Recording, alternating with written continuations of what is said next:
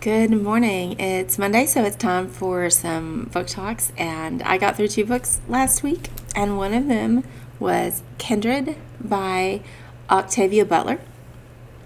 It's in sci-fi because it is a time travel book.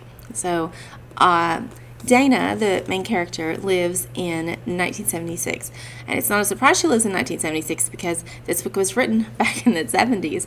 But it doesn't feel like that. It feels so fresh. But when she time travels, she goes back to 1815 Maryland, where she is, as a black woman, considered to be a slave.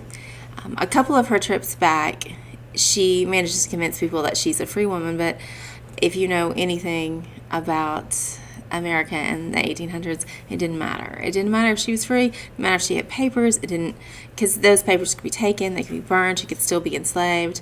So she keeps traveling back and forth between the two timelines. It's fascinating and horrifying and beautifully written. I highly recommend it if you like time travel, if you want to learn more about sort of pseudo firsthand experience of being enslaved black American in 1815. It was really, really good. The other book I read was called The Lost Summers of Newport, and it is written by 3 authors, and they have 3 different perspectives, and it's about a grandmother, a daughter, and a granddaughter. And the books, Beatrix Williams and the other 2 authors, I don't know their names off the top of my head, have written several books where each of them writes a perspective, but all of the characters are connected, usually by a physical place, but also sometimes by biology.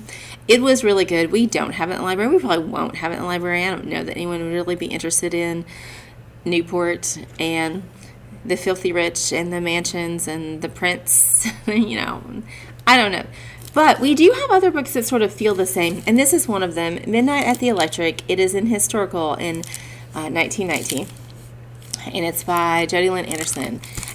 And it works the same way in that there are 3 timelines and 3 different people and 3 different perspectives that are interconnected in some way. So one of them is Kansas in 2065, and one of them is Oklahoma in 1934.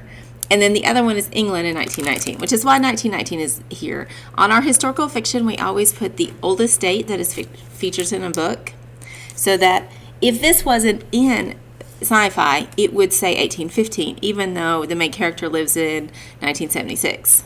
So that's why this one says 1919. And so it talks about the Dust Bowl struggles of America. It talks about an imagined future. And it talks about England after World War I. It is really interesting. I feel like it could be in sci-fi, except that the historical periods are stronger than maybe the time travel timeline. I don't know. Maybe not. But that's where you can find it if you want to read it. It's really good, and it's very different. Like, if you're in a rut and you've been reading the same thing over and over again and you want something different, something to sort of like jar you out of that, this may be the book for you.